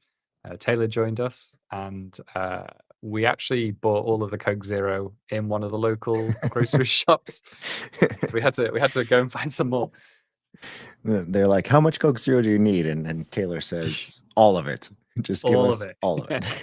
Just yes. Uh, I love the idea but as well that they go back at the end of the month and they're like stop taking and trying to figure out like what do we need to buy next month. It's like, oh, suddenly a load of Coke Zero. Will just wants the full sugar Coke. Okay. That's the secret. No sugar. I get the secret is no sugar. I should have done like Coke Zero versus Diet Coke. That's where you kind of get into an interesting world. Back into the Reddit AMA. Have you solved issues? I guess this is kind of saying there might have been issues previously, or maybe you can interpret this question differently. Have you solved issues running Laravel Octane from multiple websites on the same server? Yeah, so I wasn't aware of this issue. I have a feeling I know what they're referring to, which is the port numbers not incrementing every time you set it up and it's trying to run multiple servers. But that's what I presume. I didn't get time to check this out. But I have asked the team to look into this, and we will, if there is still an issue, we might have fixed it already. But yeah, firstly, sorry that there was a problem, but we will do our best to get it solved. Fantastic. So yeah, if you do have problems, let the support team know, or maybe you can just ask James as well. And I know that the team is hard at work making sure that a lot of those things are being addressed as well. I guess this is kind of similar to like the team question as well. James, what are some key lessons you've learned building long-term projects on Forge? So 11 years, you said, the Forge has been being built. Did you encounter framework or architecture limitations? Or I guess, how is the framework, I'll kind of add on to this, how is the framework grown or expanded because of Forge? Yeah, so surprisingly, or maybe not all that surprisingly, to be honest, there weren't any framework or architecture limitations in Laravel itself. We did end up I think I made a list here actually. The three things that we did actually. We contributed a testing helper, assert redirect back, because we use inertia UI modals. And when you use a modal, you want to redirect to the page it came from. And so in our test, we have a lot of redirect back, and we were doing this manually every time, and it was quite cumbersome. So I think it was Ryan contributed back the assert redirect back helper, which definitely made a big difference. We were able to clean up quite a bit of code with that. We needed an additional feature in pennant. As I've said a couple of times, Forge was the new UI was behind a feature flag for a long time, and we needed some extra features in pennant to make that easier for us. And then we are also built on inertia, and there were a few bug fixes that Jyoti and Pascal made for us very quickly. Really appreciate that. So yeah, I think that says a lot though. Forge is a very complicated project. It's a very big project with a lot of history. And the fact that we didn't need to change the framework in any way to make it work shows just how mature and stable Laravel is. Yeah, that's awesome. It's awesome that you didn't have to change too much or change anything about the framework, but then also just it's crazy to see how much building something like Forge allows you to improve things like inertia or even pennant, which pennant, shout out for pennant, I think is one of the most underrated packages that Laravel has. Yep. Does anyone else have an underrated Laravel package? Let us know in the comments. What is a package that you use that most people don't talk about too much? There's a ton of packages.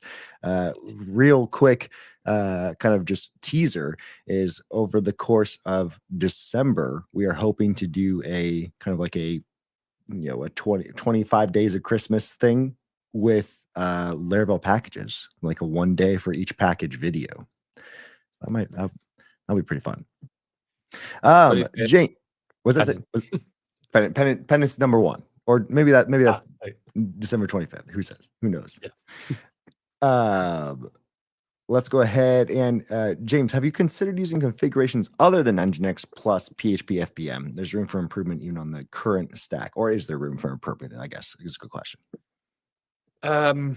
Yeah, there is room for improvement for sure. I would say that Forge already supports FrankenPHP or Roadrunner. When you are configuring Laravel Octanes or sites with Laravel Octane, you can choose to run your site through that instead. But yes, I guess one thing is, like, as we start to explore multiple languages in the future, we would need to look into different stacks as well, and there would be changes needed to support that. Again, can't comment on when that would happen, but yeah, we definitely plan to support more things in the future. Fantastic. I love it. We kind of talked about the tests, the number of tests that you have. How does Forge handle testing when many features rely on external server connections? Give us an insight on the testing aspect. Yeah, so we do a lot of mocking, is where it basically comes down to.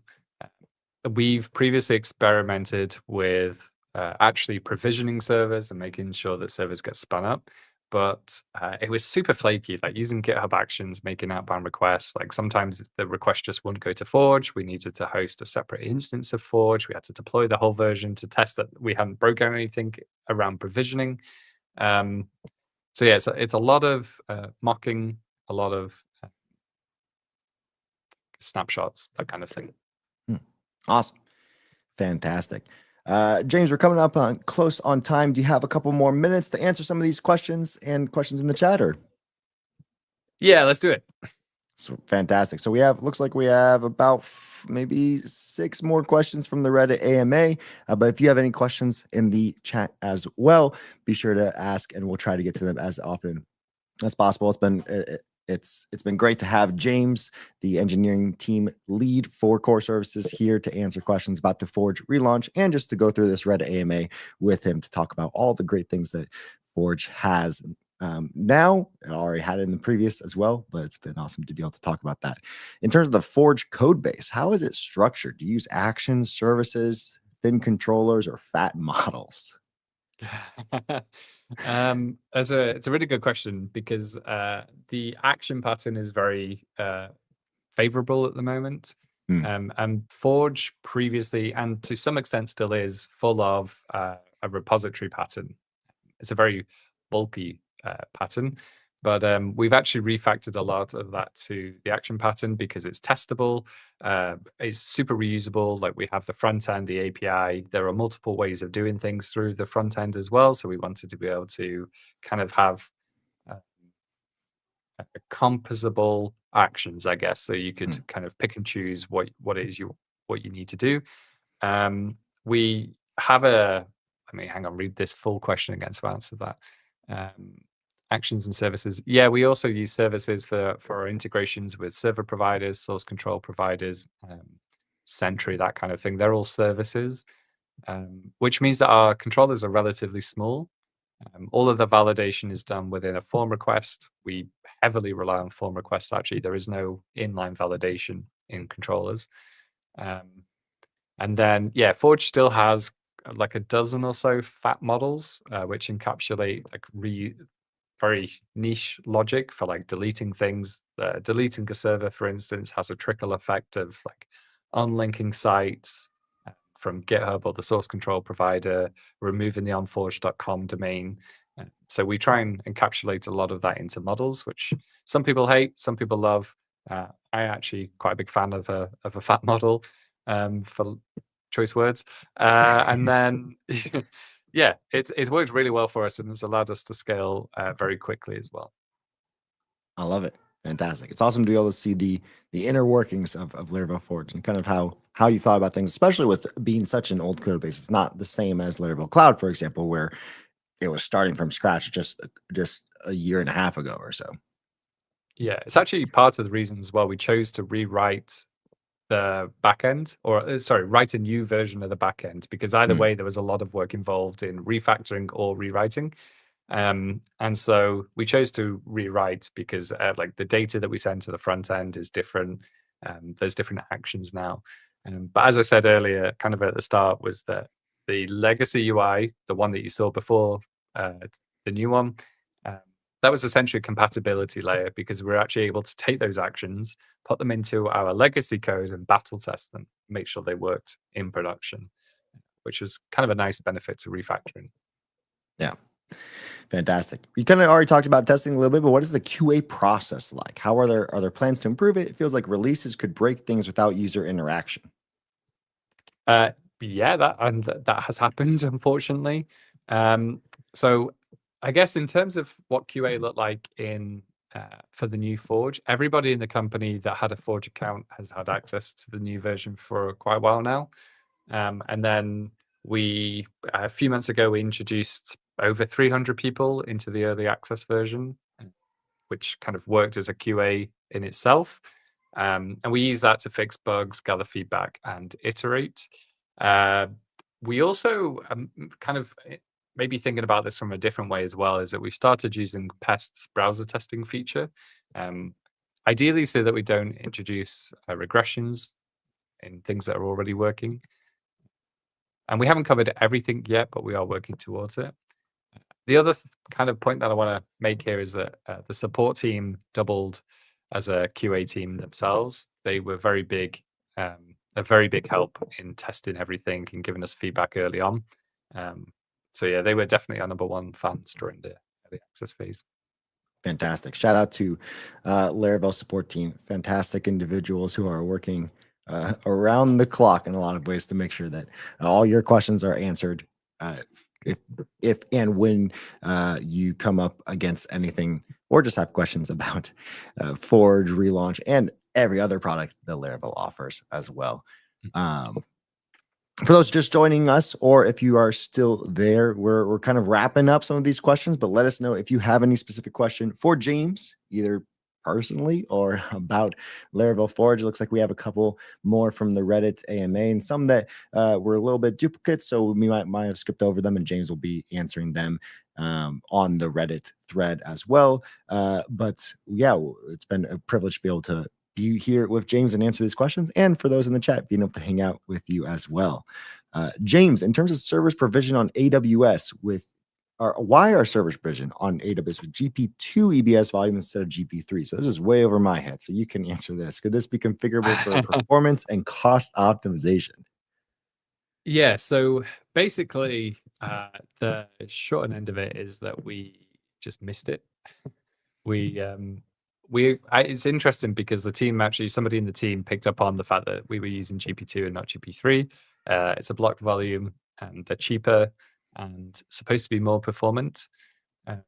We will probably give you an option so that because with Forge, like, people have set ways of doing things. As I say, it's been around for a long time. They know how it works. We try not to break too many flows as we go. And I can guarantee that there will be a reason somebody wants GP2. But we will probably give you an option to enable a GP3 EBS volume instead.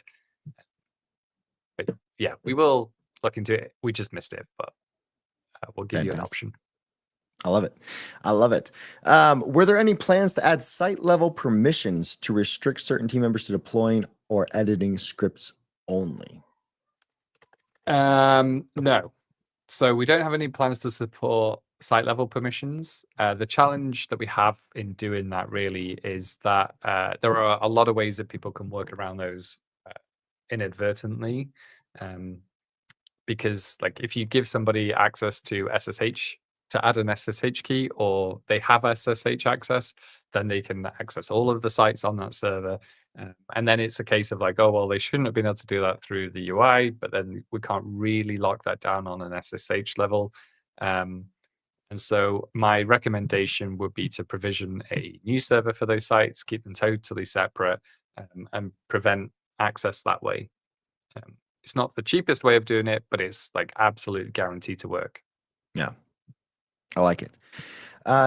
Looks like we have one more Reddit question and then a couple questions in the chat as well. Thank you everyone for joining us and for being here. This is SOC 2, everyone's favorite thing to talk about. When are you planning to obtain SOC 2 Type 2 certification for Forge? And this would strengthen confidence and security for users. Absolutely. And we've just done Cloud and Nightwatch. Forge is in progress right now, and we will have something for you at the end of the year. Or There you before go. the end of the year, rather. Yeah. We hear you. Fantastic. We're working on it. Fantastic. Let's go ahead and one more question from the Reddit AMA. What is that behind you, James? I know in the Reddit AMA question, you kind of posted that little ukulele thing. Tell us a little bit about that. It's my ukulele. My wife bought it for me for my birthday. I think one of the questions was like, is it a bass ukulele? But it's actually a concert ukulele. It's a hybrid between like soprano and tenor, I think. And yeah, I love playing it. Interestingly, you can't hear it on the microphone, I don't think. I can hear it a little bit. We can hear it a little bit. Yeah, doesn't pick it up, but it is. It's got a preamp, so I can play it. I'm not musically gifted or talented in any way, but sometimes I just like to pull it off the wall and have a little session, playing some of my favorite ukulele songs, and then yeah, it just goes back up. It clears the brain, like a little walk. Yeah. You always need a little something to be able to clear your, just a palate cleanser, if you will, for developers. Be able to take stock, grab something off the wall, strum it a couple times. There you go. I'm not cool enough for a big guitar, so yeah. Yeah, Remy says, "Can you play a little song for us?" Maybe I'll share a little thing, but the microphone just doesn't pick it up. There you so there we go. Sorry. We have a couple more questions in the chat as well, and if we didn't get to your question, I apologize, but it's been an awesome time being able to hang out with James, being able to talk about the Forge relaunch, as well as just James in general. James is an awesome person. Been at Laravel. How many years have you been at Laravel now, James? 6 years. So I was very fortunate to be the third employee, not including Taylor. So Mohammed Rees and then myself. And I actually celebrated my 6th anniversary by getting on stage and being part of the keynote in Denver to talk about this new version of Forge, which was really, the word I used at the time was serendipitous. It was like such a great experience. And the last 6 years have been phenomenal for me. Yeah. I love it.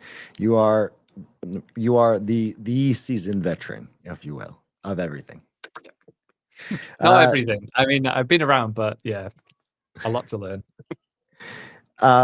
Mark, I don't believe I saw a HIPAA question. So if you ask that again, maybe we can jump into it for James as well. So I apologize if I missed that. Looks like no name. We kind of already answered this question, but just as a real quick, again, is web terminal access coming to servers that are not Laravel VPS, James? Possibly in the future. I would love to. I think it's a fantastic feature, but it's also very new. It's tricky. It's we have to make sure that it scales. It's quite I would like to bring it to all servers. Great question. What did you think needed to be added to Forge but didn't? Or I guess like what did you thought could be added to Forge but wasn't? Maybe something that you had on your mind to try to get to, but it didn't actually end up working. Yeah, so one thing that we thought would actually be really easy, and then turned out it wasn't, was organization API tokens. And so right now, any of the API requests that you make, you have to create an API token, and that token has to be linked to your user. We really wanted to bring in organization tokens so that if that person leaves the organization, things don't break. But it was really tricky to do because all requests get linked to a user and they're not polymorphic columns. Like you can't say, oh, this request is actually an organization, it's a user. And so we thought about it. We thought about ways that we could do it.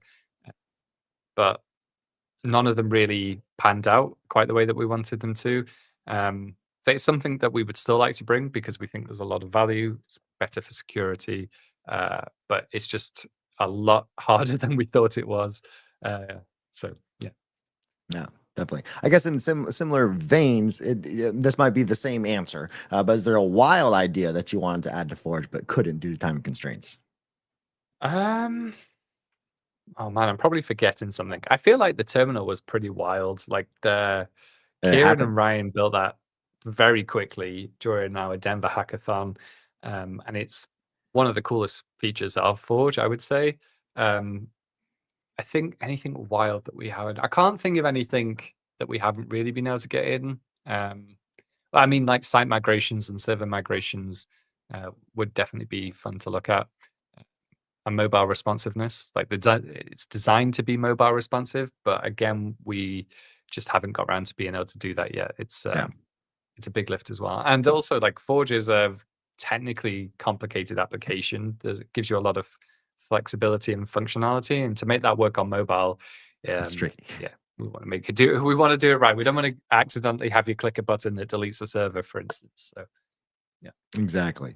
Plans for instances with GPUs from Laravel VPS. Anything on Um, the radar there? Nothing really. I'm not sure GPUs. Correct me if I'm wrong, but I don't think that GPUs really make sense as a Forge option for PHP.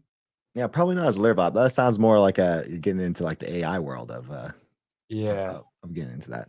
I guess anything can happen, but maybe anything could happen. It could be a worker server, I guess. But yeah, nothing right now. But convince me otherwise. there you go. Convince James. Forge needs to add GPUs. That's the goal then. Yeah. Mark says, any chance of HIPAA compliance? This was the HIPAA question. Any chance of HIPAA compliance for Forge? We're starting with SOC 2. And then I imagine we will end up with more compliance in the future, definitely. But nothing on the roadmap for HIPAA, I don't think. Fantastic. Yeah, it looks like um, this is a question I don't necessarily fully understand, but maybe you can help me comprehend it. How can users customize or add to their Forge in the future? Like we can modify Laravel Herd. So maybe like I guess this is a good API question for Laravel Forge. Like, Yeah, so I mean, recipes allow you to run arbitrary scripts and uh, install additional things. You can customize quite a lot. I'm not really sure what it is that you want to customize there, um, or how yeah, Laravel Herd is customizable. You can do multiple PHP versions, for instance, but again, I'm not really sure what the question means. Sorry. yeah. Yeah, so I guess like YCM, let us know or let James know like what kind of customization you're kind of looking for, and then maybe that might be something Hmm. that uh the team can look into for the API or anything else.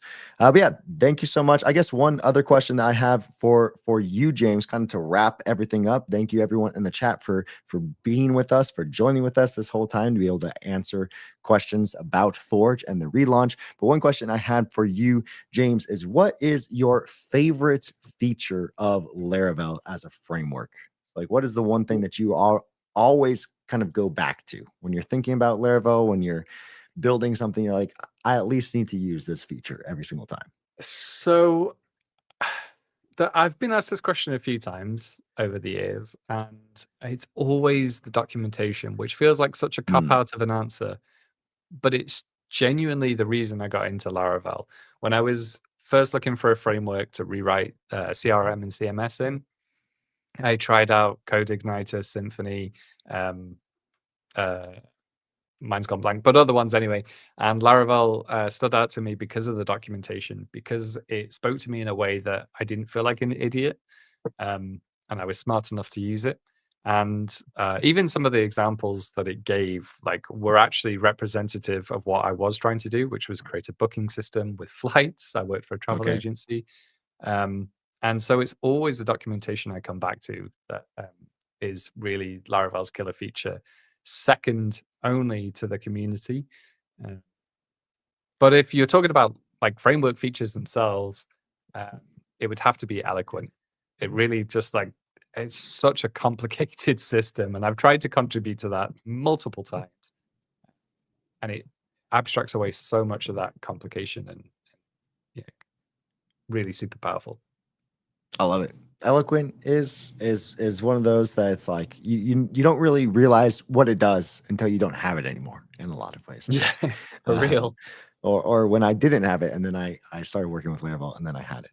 Well, thank you so much, James. Again, everyone for joining. If you're still here and you're wrapping it up with us, why don't you go throw a little like a waving emoji in the chat just to say bye and thank you for James as well. Again, James is the engineering and team lead for core services here at Laravel, and I'm Josh. I'm one of the developer relations engineer here at Laravel. It's been awesome to be able to answer all the Reddit questions that James had on his Reddit AMA for the Forge relaunch. But yeah, thank you so much for hanging out with us, for joining with us, and be sure to like and subscribe for any additional things that are coming your way. I know that we have an office hours coming up. We have James, I think you are at Laravel Worldwide tomorrow, I believe. Yes, tomorrow. Yep. There we go. So a lot of Forge stuff this week. I'm excited for it. But yeah, thank you all for doing it. And James, any last words? What would you like to share or close out with for us today? Yeah, so I want to take a minute to just congratulate the team on shipping this new version of Forge. And also, we haven't got everything right first time. We spent a long time working on this. We've worked very hard to make it as good as we can. We know that things are missing, like mobile responsiveness. But I want to make it very clear that we are listening to the feedback. We are working on it. We're prioritizing. We're trying to get as much done as we can. If you are struggling with something or you think we've dropped the ball, just let us know. Talk to us. We want to hear your feedback. We want to make it better. But thank you for using Forge. Thank you for listening to me ramble and answer some questions. I really appreciate everybody's time. And yeah, the team have killed it. So if you could also, it's not just me. It's my face here today, but it's not me that has done everything. The team have put a lot of effort in. So please say thank you to them too. Yeah. Thank you, Laravel Forge team, for giving us Laravel Forge and continuing to give us Laravel Forge, especially with this relaunch. It's been awesome to see, and so great to see everyone in the chat to be able to have this experience with you all as well. But thank you, James. Hopefully you have a great evening, everyone in the chat. Hopefully you have a great morning, afternoon, evening, wherever you are. It's been great to share it with you. Have a great day and go ship something.